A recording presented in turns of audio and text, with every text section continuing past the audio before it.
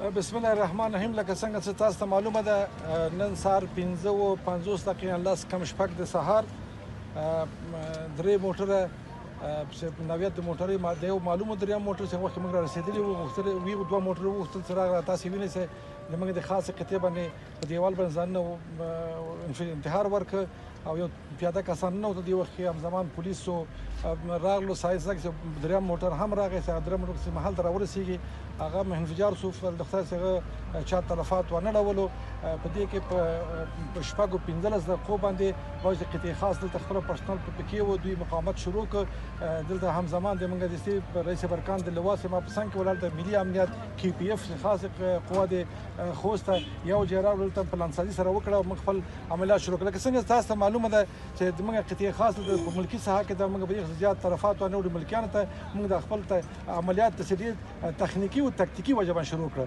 خیر کې اوسات وزن دوست وزن پروانه کې ول طرفات فل د خدای هیڅ نو طرفات موږ نه لرو. د وخت عملیاتو کې یو نفر دوه کس 30 زخمی لرو. هغه لګ زوبرسي قابل تشویش نه ده. موږ په مجموع کې تاسو به تر خبر موږ طبعا مخکې ځکه چې مسار راغلم بیانیم تل بل خواته شفخانو ته 30 خپختنم کړی ده. نه کس ملکی کسان زخمیان شوي دي. 15 کس نظامیان زخمیان دي او متاسف سره باید وایم چې د موږ د خاصه کته 15 نفر اتلان شهیدان شوي دي. او د بریدګر قومندان صاحب څو کسان؟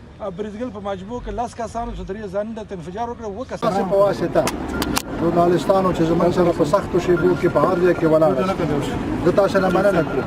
ټولو خوستیانو ته د افغانستان ټولو خلکو ته او خپل مرکزی حکومت ته ډاډ ورکوم چې زموږ قوتونه پولیس اردو د KPF قوتونه او ملي امنیت په پوره میړانه د خوستیانو د سر مال او ناموس ته دفاع کوي.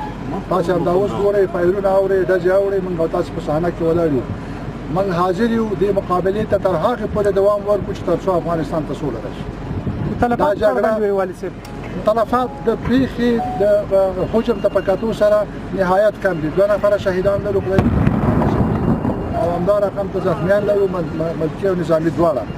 او دا هجومات او دا فایرونه زمونږ او ستاسو په تصمیم کې د وطن په دفاع کې هیڅ نوع تغییر نشي راوستلی. او د بریدګرو په اړه والي صاحب وایي بریدګر څومره دي څومره وژل شوي؟ بریدګر وطنان دي چې 4-5 د منځه تللي 2 پاتې دي د منځه تلو په حالت کې.